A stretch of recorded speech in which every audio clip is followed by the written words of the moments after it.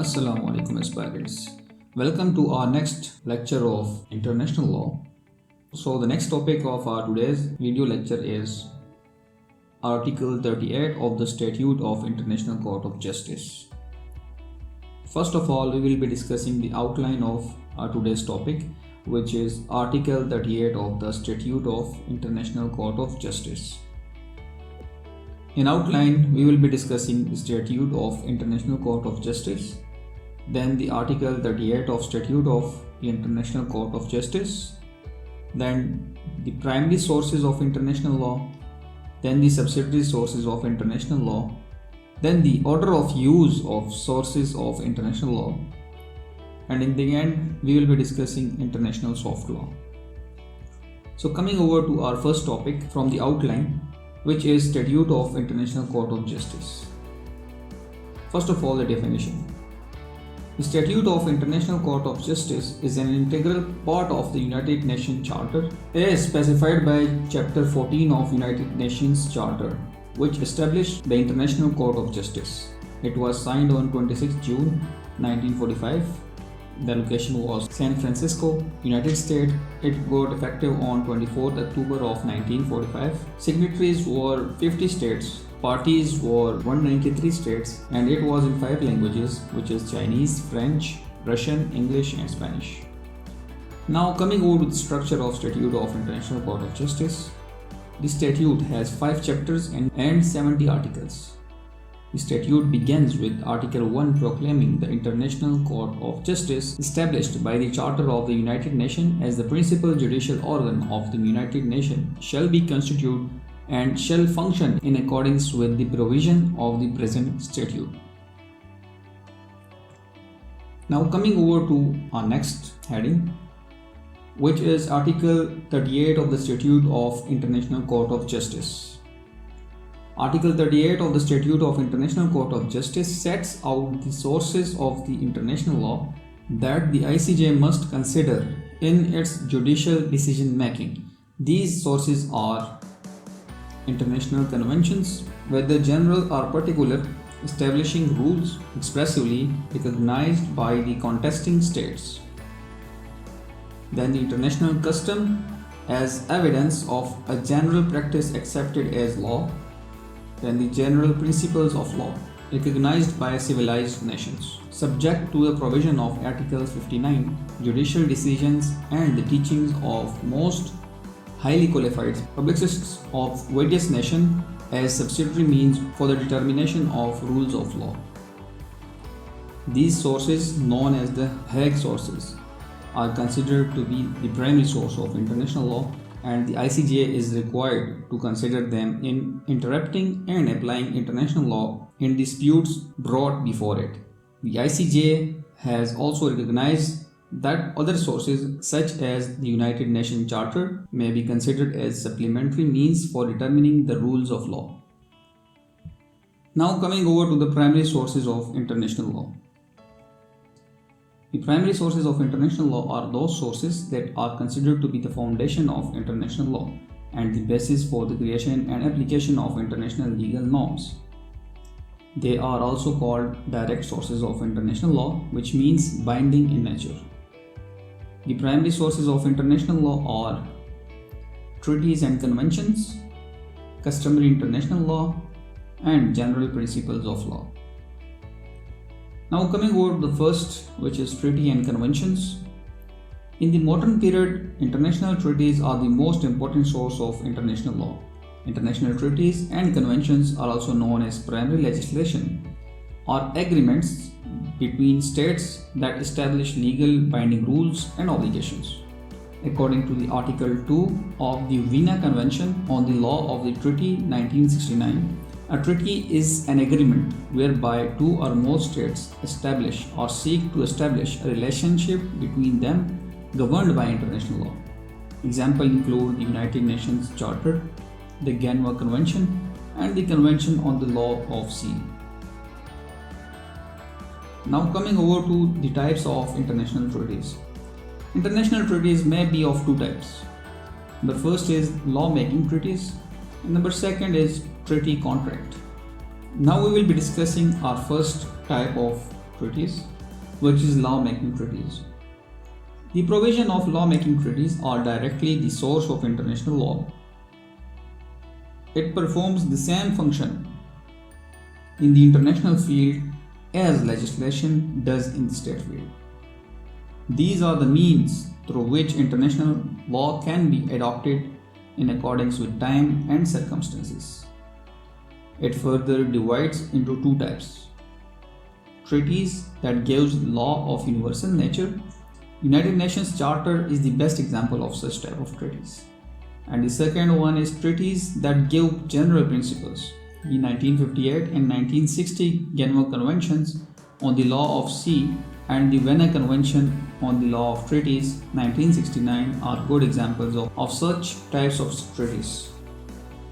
Treaties process is also a useful means to develop universal international law, but it can only be possible if it receives the support of essential states such as USA, Russia, China, France, and Britain. Treaty contract, which is the second type. These are the treaties entered into by two or more states, and the provision of such treaties are binding only the parties to the treaty. Now the second source is customary international law. Customary international law is the general and consistent practice of states accompanied by a sense of legal obligation, which is opinio juris, which means customs must be recognized as required by international law. International customs have been regarded as one of the prominent sources of international law for a long time. It is the modern period that the importance of customs has suffered a setback. Even today, it is regarded as one of the important sources of international law. Article 38d of the Statute of International Court of Justice recognizes international custom as evidence of general practice accepted as law, as one of the sources of international law. In order to understand the meaning of custom, it is necessary to know the meaning of the word usage. They are often considered as synonymous, but in fact they are not. Then the question arises, what is the difference between custom and usage? So the answer is, custom are binding in nature, while usages are non-binding in nature. Customs are the final stage of usage, while the usage are the initial stage of customs. There is a penalty for violation of customs, while there is no penalty for violation of usage.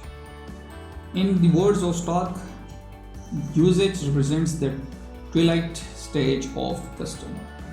Custom begins where usage ends. Usage is an international habit of action that has yet not received full legal attestation. It is not necessary that the usage should always precede a custom. In certain cases, a usage may become a custom. In certain other cases, it may not. Now coming over the ingredients or elements of customs. Following are the main ingredients of international customs. Number first is long duration. Custom is said to be long duration, but just in the case of municipal law, not in the case of international custom. Article 38 of the Statute of International Court of Justice directs the World Court to apply international custom as evidence of a general practice accepted as law. Emphasis is not given to a practice being repeated for a long duration. What is more important is the practice of states accepting the practice concerned as law. In the field of international law, customs have emerged in a short duration. For example, customs relating to sovereignty over airspace and the continental shelf. Now the second is uniformity and consistency. The custom should also be uniform and consistent. In the asylum case, the International Court of Justice observed that the rule invoked should be in accordance with a consistent and uniform usage practiced by the states in question, and this usage is the expression of a right appertaining to the state granting asylum and a duty incumbent on the territorial state. This follows from Article 38 of the Statute of Court, which refers to international custom as evidence of a general practice accepted as law. According to Manley or Hudson, the elements necessary are the concordant and recurring action of numerous states in the domain of international relation. The conception of each case that such action was enjoined by law, and the failure of other states to challenge that conception at the time. It may, however, be noted that complete uniformity is not necessary. Nevertheless, there must be substantial uniformity. Now the third is generality of practice. Although the universality of practice is not necessary, the practice should have been generally observed or repeated by numerous states. Now the fourth is opinio juris et necessitatis. Opinio juris sed necessitatis and opinion of law or necessity are simply opinio juris, an opinion of law, is the belief that an action was carried out as a legal obligation. According to Article 38 of the Statute of International Court of Justice, international custom should be the evidence of general practice, accepted as law. In the North Sea continental shelf cases, the World Court observed and gave their remarks as customary practice, even when it is general and consistent, is not customary law unless an opinion juris is present. That is to say, unless the practice is recognized as being required by international law. It is this sense of legal obligation, as distinguished from motives of fairness, convenience, or morality, that underlies customary law. Now coming over to the third primary source of international law. Article 38 of the Statute of International Court of Justice lists general principles of law recognized by civilized states as the third source of international law. In the modern period, it has become an important source. This source helps international law to adapt itself in accordance with the changing time and circumstances. General principles of law are those principles that are recognized by the legal systems of most nations and are considered to be fundamental to the rule of law. By general principles of law recognized by civilized states, we mean those principles which have been recognized by almost all states. Examples include the principles of good faith, pacta sunt servanda, which means agreement must be kept, and the prohibition of the use of force.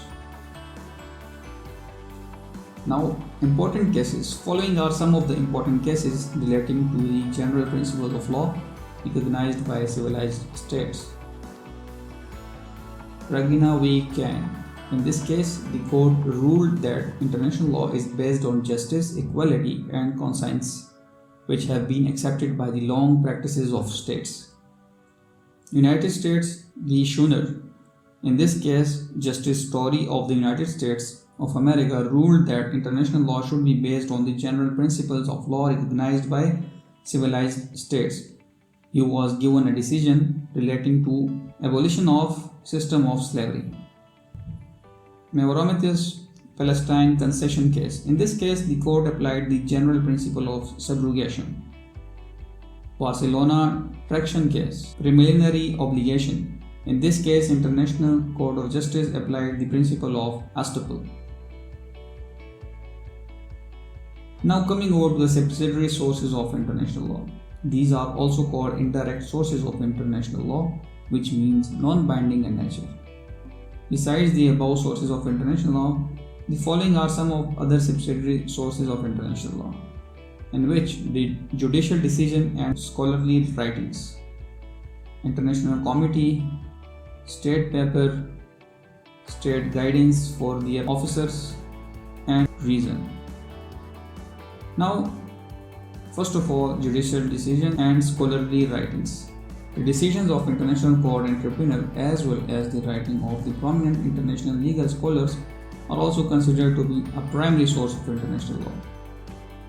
These decisions and writings provide insight into the development and interpretation of international legal rules and principles. In the modern period, the International Court of Justice is the main international judicial tribunal. It was established as a successor of Permanent Court of International Justice. It may, however, be noted that the decision of International Court of Justice does not create a binding rule of international law.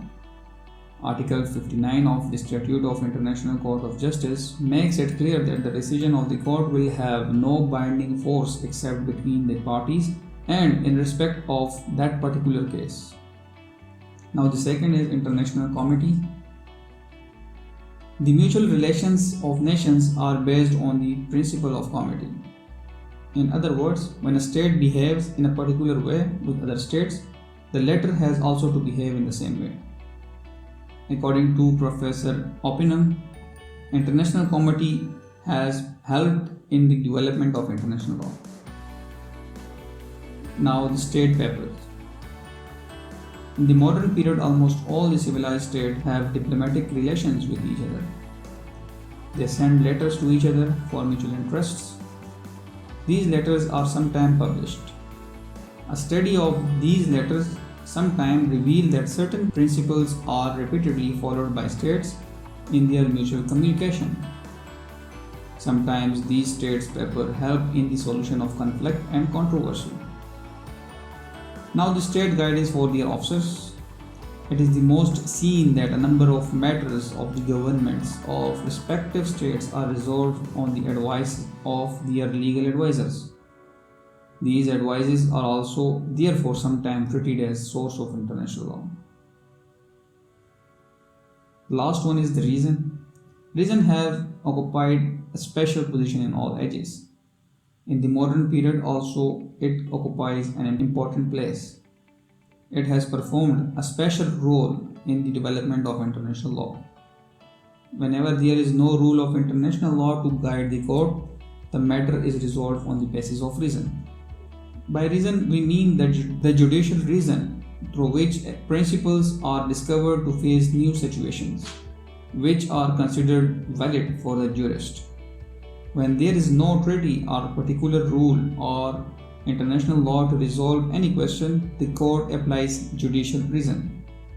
As pointed out by Pollock, the law of nations is founded on justice, equity, convenience, and the reason of the thing, and confirmed by long usage. Now the question arises that in which order sources of international law will be used. After having discussed the different sources of international law, the next important point that deserves our attention is the order in which these sources of international law are to be used. An authoritative order of the use of sources of international law is given in Article 38 of Statute of International Court of Justice. The sources of international law have been mentioned in the said article in the following order: international conventions, customs, general principles of law recognized by a civilized nation, judicial decision, and jurist opinion as subsidiary means for the determination of rules of law. Now coming over to our last topic, which is international soft law. First of all, definition and characteristic of international soft law. International soft law refers to non-binding instruments or agreements that are not legally enforceable, but they are considered to be persuasive or politically binding.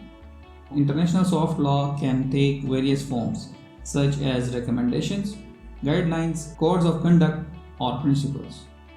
Now coming over to the role of international soft law. International soft law can play an important role in the development of international law. It can provide guidance on the interpretation and application of existing legal rules and principles, and it can serve as a basis for the creation of new binding legal rules and principles. Furthermore, it can help to establish and promote norms and standards in areas where there is a lack of binding legal rules. Actors involved in international soft law. International soft law can be created by various actors, including international organizations, regional organizations, and non-governmental organizations. Examples of international soft law are United Nations Guiding Principles on Business and Human Rights, Organization for Economic Cooperation and Development, Guidelines for Multinational Enterprises, International Labour Organization, Tripartite Declaration of Principles Concerning Multinational Enterprises and Social Policy. Now, there are certain examples pertinent to Pakistan. The Pakistan-India Joint Statement on Terrorism of 2004. It is a soft law instrument between Pakistan and India which commits between countries to cooperate in preventing and combating terrorism.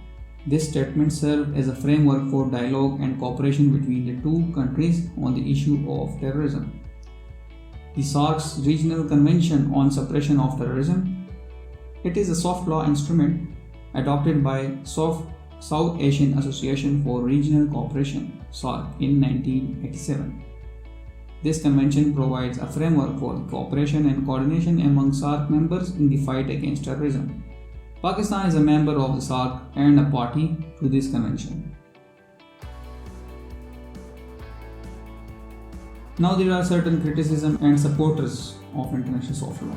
Critics of international soft law argue that it is not legally binding and therefore has limited effectiveness in achieving compliance with its standards.